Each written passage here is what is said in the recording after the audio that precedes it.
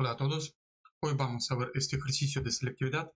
No lo vamos a resolver por completo, pero sí vamos a ver los puntos más interesantes donde suele fallar muchas personas y nos piden calcular el dominio y asíntotas de esta función. Esta función está definida como expresión de como suma de dos expresiones y en la solución muchas personas lo que tienden a hacer es realizar esta suma para obtener una expresión única y así parece que es mucho más fácil para analizar esta función, pero en práctica no es así y lo vamos a ver ahora.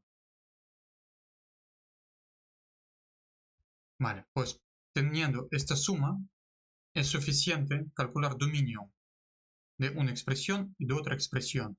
De hecho, podemos generalizarlo. Dominio de la función suma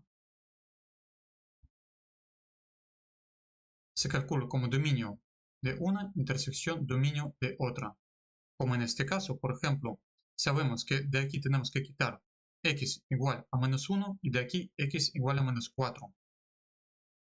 Entonces, dominio de la función va a ser todos los números reales quitando menos 1 y menos 4. Vamos a ver esto de forma esquemática, para ponerlo todavía mucho más fácil cuando calculamos.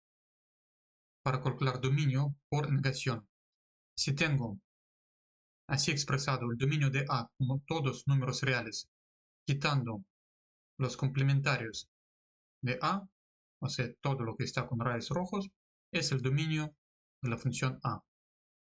Y dominio de B lo expreso como todos los números reales, quitando el complementario del B. Entonces, ¿cómo calculo intersección de dos dominios? Pues vamos a verlo. ¿Estos puntos me interesan? No, porque están en dominio de B, pero no están en dominio de A, porque están en el complementario de A.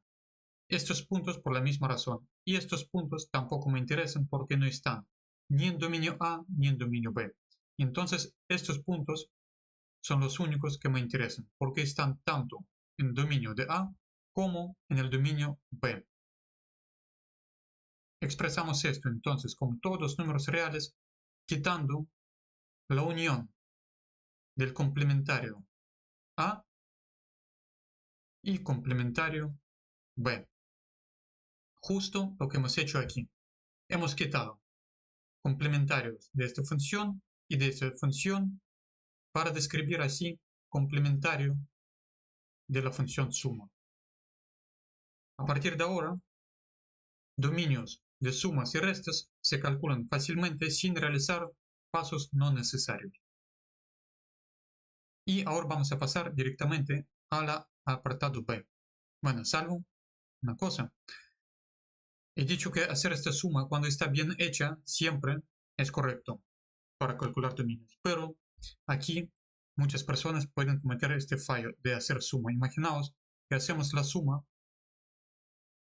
y en la expresión final pues obtenemos, por ejemplo, esta expresión.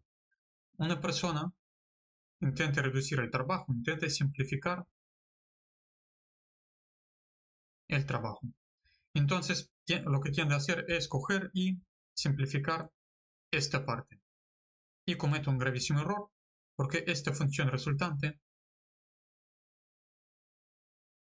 no tiene nada que ver con la función anterior.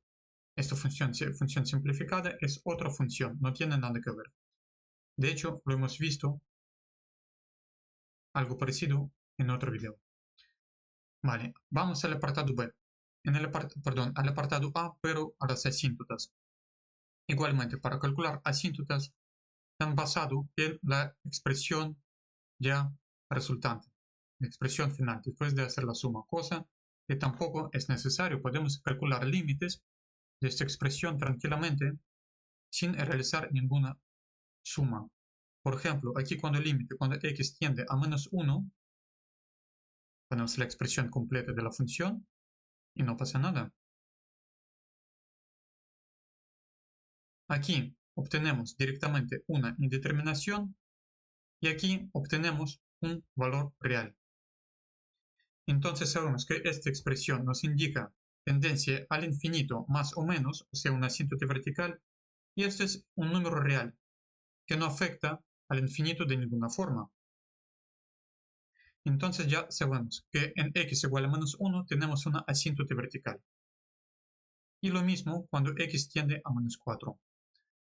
Aquí vamos a obtener menos 4 dividido entre 3 y aquí menos 4 dividido entre 0, que es, vale, esto no es así, esa es la expresión de función.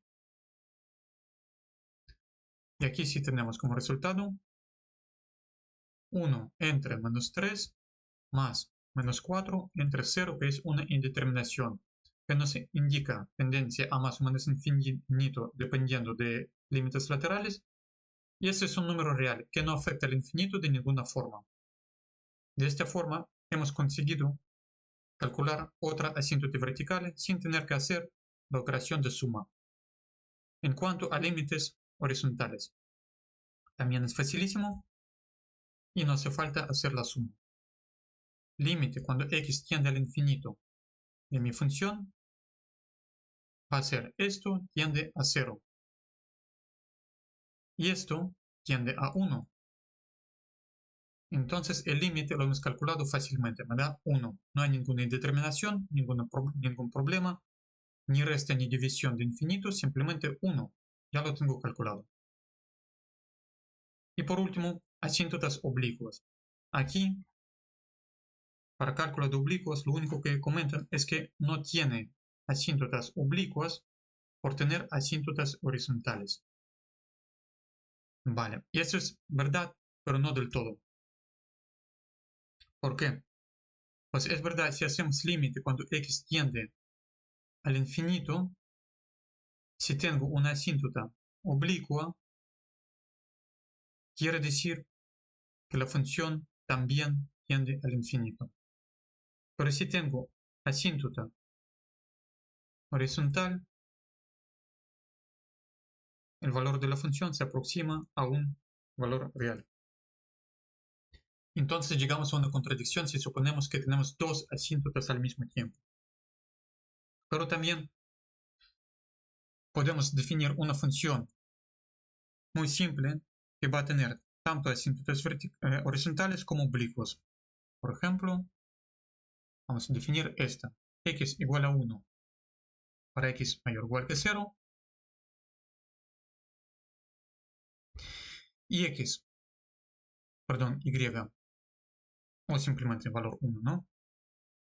Y menos x cuando x menor que 0, que es esta función. Esta función ni siquiera es continua, esta función no es derivable, pero es una función. Es una función y además tiene una asíntota horizontal para valores positivos y una asíntota oblicua para valores negativos. Entonces, en este ejemplo, pues se cumple que tenemos tanto asíntota horizontal como oblicua. Y con esto terminamos el vídeo. Para otros puntos podemos verlo en otros vídeos.